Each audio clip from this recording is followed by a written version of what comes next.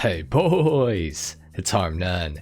Today we're going to be going over 10 of the best businesses for solo players in GTA Online. On this list, we're only going to be talking about businesses that are able to be run efficiently by yourself, so things like the motorcycle club businesses will not be included. Also, something to note is that this is a list of businesses, meaning the Kasatka submarine will not be on here because a submarine where you go to launch a heist is not necessarily a business. Now, with all that being said, let's go ahead and get into the video. Consider dropping a like if you enjoy or learn something, if not dislike of course, and consider subscribing if you are new, and check out the description down below for in-depth guides on some of the businesses that are going to be in this video. Let's get into number 10. At number 10 we got vehicle cargo. This is easily the worst business out of all of the ones that are going to be on this list, but it is also quite solo friendly. You're going to source and sell cars repeatedly with this business to earn money, and now they have added a high demand bonus so that when you sell in a public lobby, you will get up to a 50% bonus on the total price of the vehicle that you are selling. Before, you were never allowed to do that. Now, a tip on vehicle cargo is to source all of the lower end cars and never sell them. Then you can just source and sell the high-end vehicles exclusively, which are worth far more money. This is the most efficient way to run this business, and the higher end cars typically sell for around $120,000 to $150,000 a piece, and if you include the high demand bonus as well, you can earn up to maybe around $200K per car that you sell, but some of them will be a little bit less as well. Now, this might sound pretty good, but this isn't exactly a whole lot of money considering the setup as well as the initial cost that this business takes in order to get to its peak earning potential. It will take you a long time to source all of those lower end cars and just hang on to them, and it will probably drive you a little bit nuts because you could sell them and make quite a bit of money, but it will mess up the business itself. So if you are going to do this, make sure you source all those low end cars and just hang on to them and just only sell and source the high end cars and rinse and repeat that process. At number 9, we got the auto shop. Now, the auto shop has 3 main components that will earn you money, all of which are very solo friendly. Now, the first of these is going to be through the auto shop contracts, and they pay between $150,000 and $200,000 depending on which one you get, and they can take as little as 20 minutes to complete, which is not very bad. And whenever these are on bonus money, they are absolutely awesome. Additionally, there are also the auto shop customer deliveries, where you customize customer cars and either deliver them yourself, or you can use your staff members to deliver. These will show up once every 48 minutes, and they can earn you a pretty decent amount of money, usually $40,000 to $60,000 in profit per car that you sell. And something to note is that the staff have actually been fixed since the initial release of the auto shop business and are actually much better and will get you close to the full amount of money when they deliver the vehicles a lot of the time now. Either way, time is money, and if you just use the staff to deliver, you can go out and earn money some other way through another business or something like that. So I would actually recommend using the staff to do your deliveries. The auto shop also includes the exotic exports list, which is the worst money method with the business. 10 cars will randomly show up on your map per day, and you can take them to the docks to sell them for $20,000 each. This is not that awesome, but you can make some quick cash if you do come across one, and if you do manage to deliver all 10 in one day, you will get an extra $100,000 at the end of the day, which is not too bad, but 300 grand for that could be worse. Next up at number 8, we have the brand new garment factory business that was just added to GTA Online with the Agents of Sabotage DLC, and it is certainly a pretty interesting one. It is extremely solo friendly, and I do like that aspect of it, and it can make you a tiny bit of passive income. The safe that is included in the purchase of the property will produce about $1,500 to $2,000 every 48 minutes or every in-game day. This isn't terrible considering the initial price of the garment factory was only $2,350,000 and also includes a 10-car garage, a garage for your terabyte, and gives you exclusive access to extra modifications for your terabyte, which is pretty cool. And then it does of course give you access to the FIB files, which operate similarly to auto shop jobs and take about the same amount of time. Also, once per week, one of the file targets will be on double money, which is pretty good. However, these are also quite a lot better than the auto shop jobs because the initial price that they say that they pay is not the true price that they actually pay when you complete the jobs.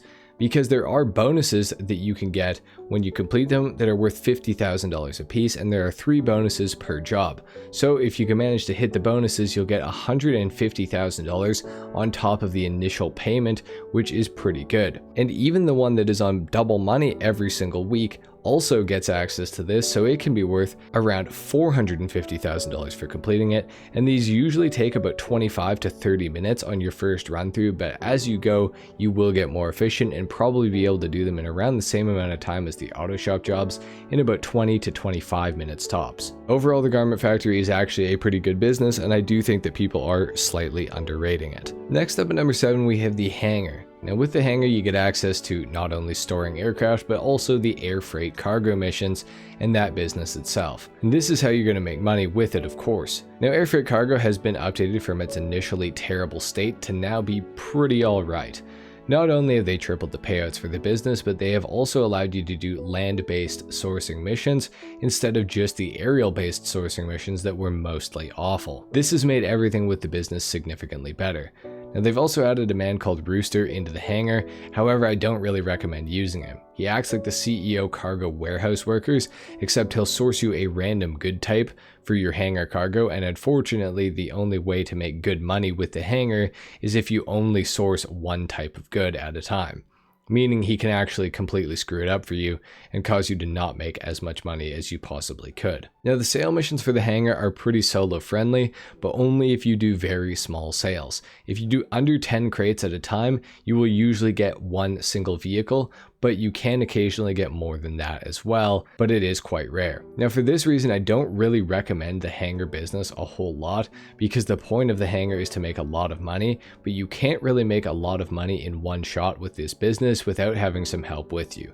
Don't get me wrong, I'm not saying it's entirely bad, you just can't make like $3 million in one sale, where you could with other players helping you out with the hangar business. Overall, it's still solo friendly, but you just got to make sure your sales are pretty small. Next up at number 6, we got the salvage yard.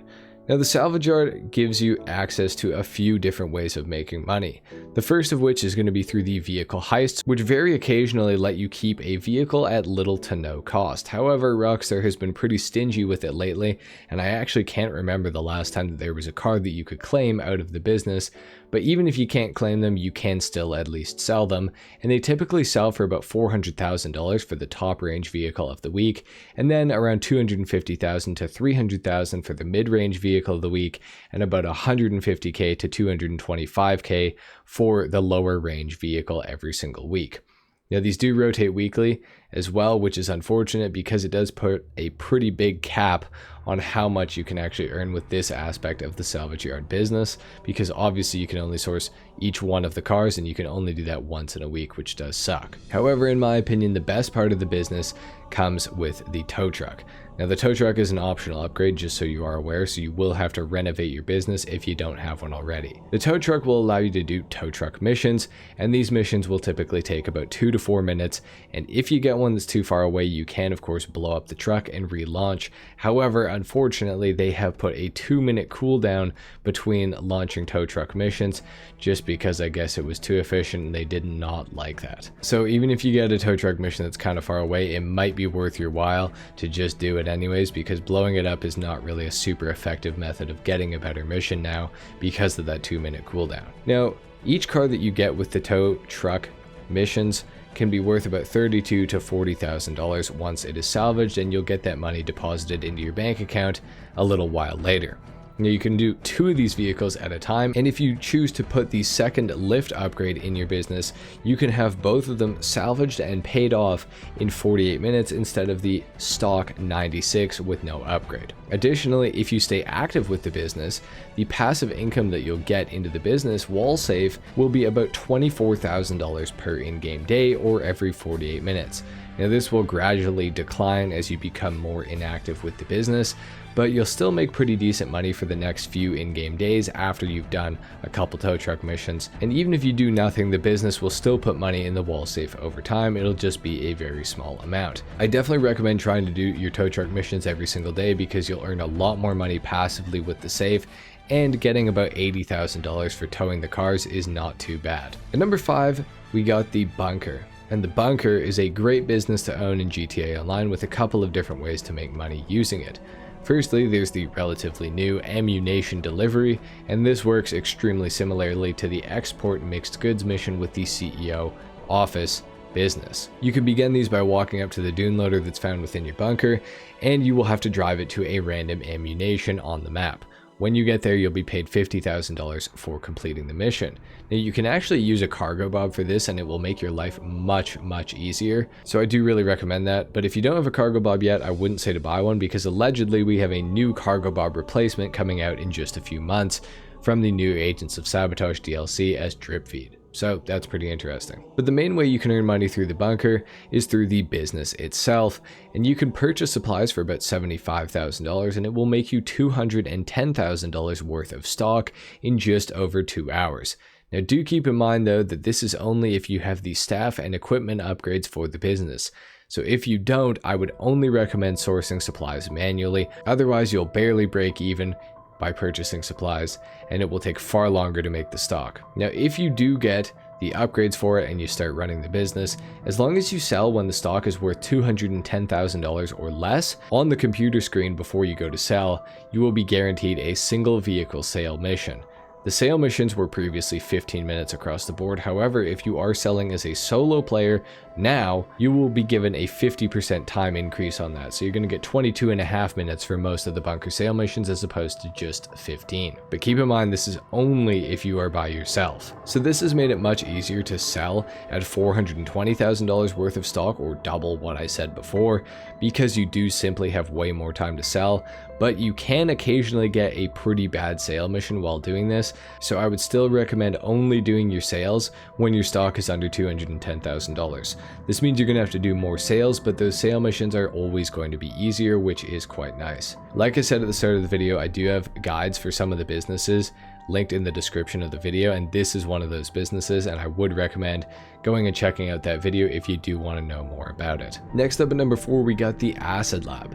And the Acid Lab is one of the cheapest but also best businesses in the game for people that play alone. Now, the only problem with the Acid Lab is getting it requires you to go through 6 horrible missions with Dax, known as the First Dose missions, and this is how you will unlock the Acid Lab. Additionally, you're going to have to complete 10 Dax Fooligan missions, which you can start by calling Dax and requesting work. Now, these pay you a very small amount of money, but are required to unlock the equipment upgrade for the business, which will help to make you significantly more money and make that money much faster and more efficiently. All totaled, the Acid Lab will cost you $750,000 for the initial purchase of the Acid Lab, and then $250,000 for the equipment upgrade, so $1 million in total. However, once you have it set up, you will make your money back very quickly. The Acid Lab sells for over $350,000 when it's full, and that will only take about 3 hours to fill up when it's fully upgraded, and you can also use the speed boost, which is found inside of it, to boost it for half an hour, making your production time 3 hours, which is pretty crazy. It's not very much time at all for how much money you're going to make. And of course, you can also sell this in a public lobby and make more like $525,000 per sale if you do get a full high demand bonus. And speaking of the sale missions, they're also extremely solo friendly, and they all use the upgradable Acid Lab delivery bike, which is pretty awesome. They're very easy, and I definitely recommend picking up the Acid Lab whenever you guys possibly can. Next up at number 3, we got CEO Cargo.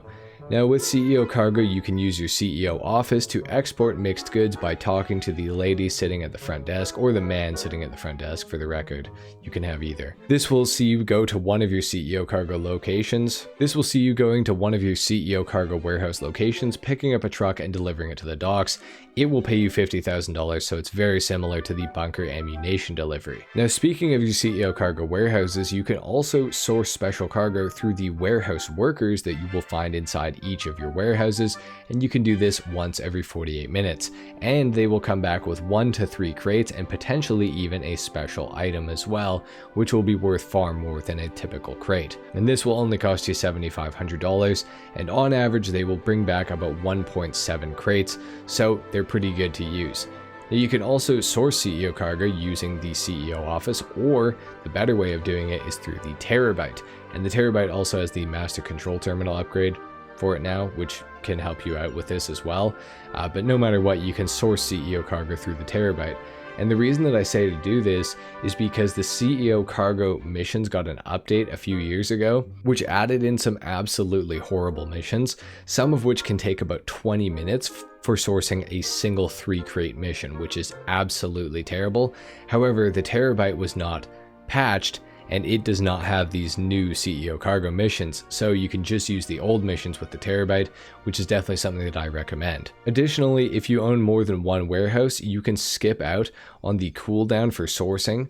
For example, you can have the Darnell Bros warehouse, you can source for that one, deliver the cargo, and then if you have the Cyprus warehouse, for example, you can source to that one without having to wait the 5 minutes to source back to Darnell Bros. So it's pretty cool in that aspect as well. If you buy CEO cargo warehouses and you buy the large ones, each one will sell for $2.2 million, and of course you can own up to 5 of them. This means that when you sell, you can make over $10 million using this business, and the CEO cargo sale missions all give you a half-hour timer to sell with a maximum of 3 vehicles, and a lot of the time you will only get 1, which is pretty cool. This is easily a top 3 solo business in the game, and I definitely do recommend checking this one out.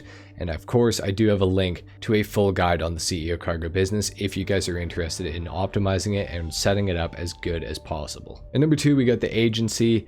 The agency has a bunch of different ways that you can make money, all of which are really, really good, and some of them can even build up to help make you more money in the future as well. Through the agency, you get access to security contracts through the computer, and these will pay you about 30 grand to $60,000 depending on the mission that you do, and there are about 7 missions total. Then of course there's also payphone hits, and payphone hits were nerfed or buffed depending on how you want to look at it.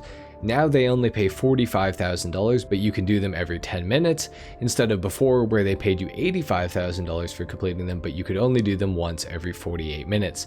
So depending on if you want to do more of them and make a little bit more money in the long run, they are pretty good. But if you like to be able to make 85 grand in like 2 minutes, that was a lot better probably. But additionally, through the agency, you also get access to the contract, which is a heist that can be completed in around 1 hour, maybe slightly more as well, and it pays $1 million for completing it.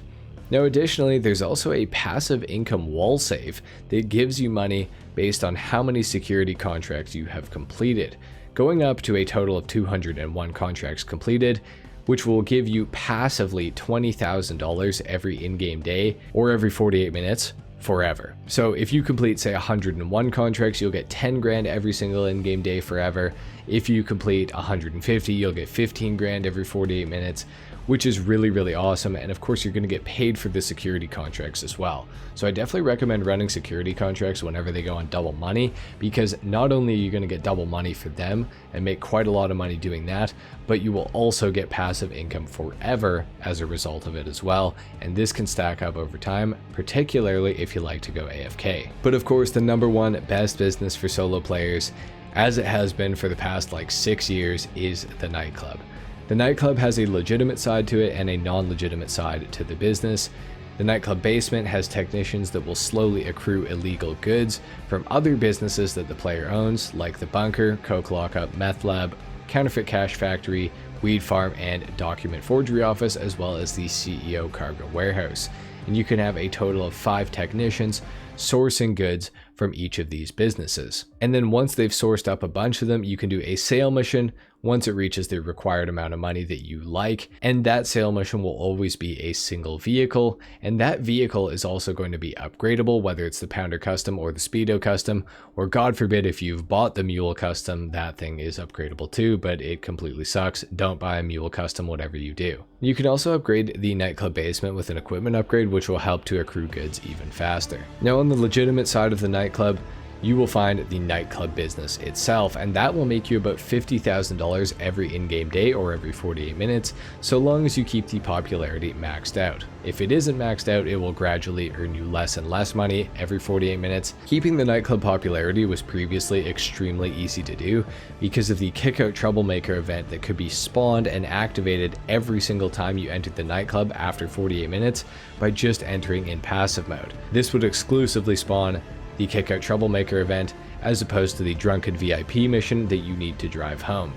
Now with the most recent update, Rockstar patched this so now both missions will spawn even if you enter in passive mode, and both will require you to get out of passive mode in order to start either of them.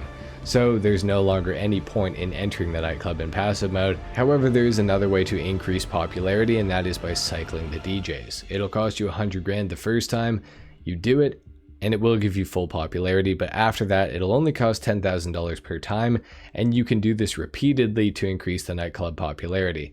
If you are going to be changing the DJs, I would recommend doing it through the computer in the nightclub basement, because that will skip the DJ switching cutscene that you will otherwise get if you do it from upstairs. As with a few of the last businesses, I do have a full guide on this business linked in the description down below if you do want more information on it. But anyway guys, those are my picks for the 10 best businesses for solo players in GTA Online. If you learned something from this video, a like is of course appreciated, if not dislike, of course. Consider subscribing to my channel if you guys are new for more content like this, as well as all the other stuff that I post every single day. Let me know if you think I missed anything in the comment section down below. Comment a 7 if you made it to the end of the video, and I will see you all in the next one. Until then, take care. Peace.